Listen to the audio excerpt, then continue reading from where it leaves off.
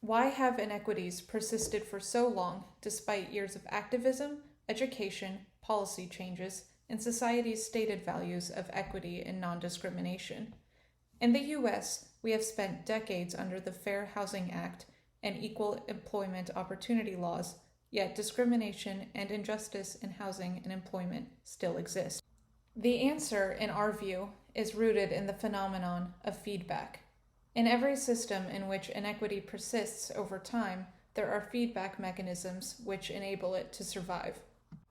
Our paper argues that feedback modeling tools from systems theory are helpful in quantitatively modeling mechanisms of feedback that help perpetuate or combat inequity.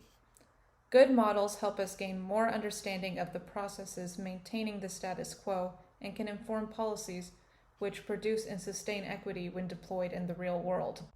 Using a key idea in linear systems theory, proportional integral derivative or PID feedback, we propose a model to quantify 3 types of feedback in real-world systems. Proportional feedback represents how the current inequity persists over time. Integral feedback represents the cumulative effects of long-term inequity. Finally, derivative feedback represents the response to the speed at which society is changing. In our paper, we present 19 different examples of feedback mechanisms that fall within this framework. One topic area is on employment discrimination and the gender pay gap. Consider, for example, the impact of salary history questions in the job hiring process.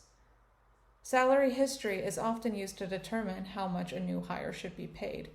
Now, if this new hire is part of a marginalized group that is currently being underpaid, the impact of a salary history policy can reinforce the current inequity, or in other words, it serves as proportional feedback. For an example of integral feedback, take into consideration the impact of long-term discrimination within a profession. This long-term discrimination can cause there to be few examples of a minoritized group in that profession, which can in turn cause members of that group to feel less welcome.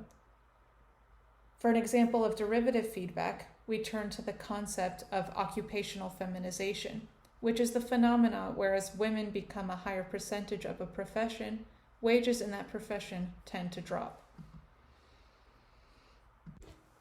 Using this PID framework, we present a mathematical model to help quantify the impact of these types of feedback in real-world systems. We also explore how this model can be used to inform policies to generate equity and combat historical injustice. Progress is not inevitable, and the impacts of injustice do not simply disappear. We hope that with good models and with better people, we can work to make fairness last for everyone.